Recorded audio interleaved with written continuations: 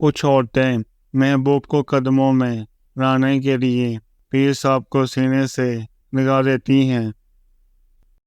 عورت شوہر کی شکایت پیر صاحب سے کرتی ہے اور مرد بیوی کی شکایت وائف سے۔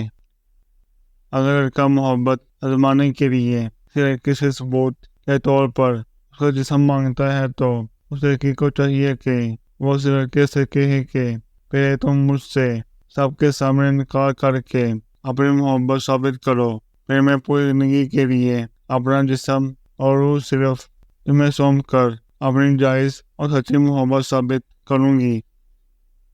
پا لینے کے شوق کو خواہش کہتے ہیں اور کھو دینے کا ڈر محبت کہلاتا ہے۔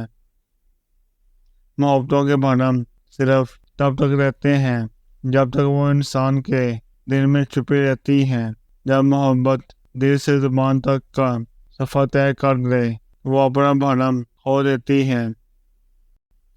معزز بننا چاہتے ہو تو دوسروں کی عزت کرو، کیونکہ یہ کام معزز آدمی ہی کرتا ہے اور یہی انسانیت ہے۔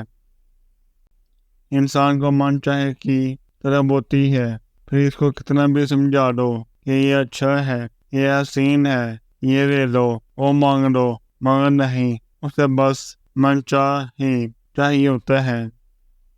پیشانی چومنا محبت کا اظہار ہوتا ہے۔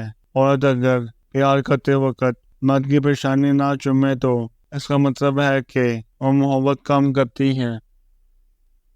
جو لوگ ہماری زندگی میں ہمیں سب سے زیادہ پیارے ہوتے ہیں اکثر وہی درد اور غم میں کیوں مبتلا رہتے ہیں، اور المیہ یہ ہے کہ ہم چاہ کر بھی ان کے لیے کچھ کر نہیں پاتے۔ تمہیں پتہ ہے کہ سیاہ بخت کسے کہتے ہیں؟ اور جس کی زبان محبت کے دعووں سے تر ہو اور ہاتھ محبت کی لکیروں سے محروم